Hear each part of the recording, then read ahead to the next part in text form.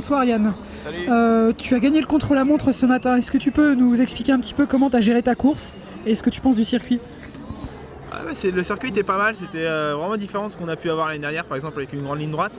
Là, on avait un circuit hyper varié avec une bonne vingtaine de virages au long des 5 km.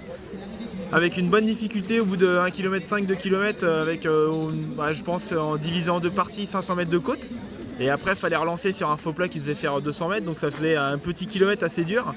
Et après, c'était pas hyper facile de récupérer parce qu'on était sur une portion descendante, mais avec plein de virages, donc il fallait rester concentré. Et pour finir, 2 km, 2 km 5 sur une partie très très roulante plate. Donc c'était un circuit varié.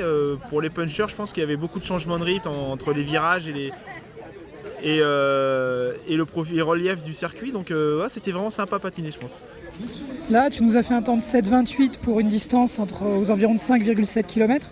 C'est vraiment une moyenne de fou.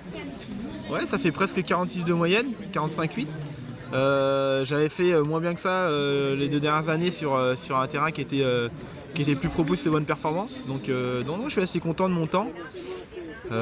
Surtout que j'avais pas prévu de venir ici à la base. Je devais aller à Grosse-Guérot, donc je ne m'étais pas préparé pour ce genre d'événement.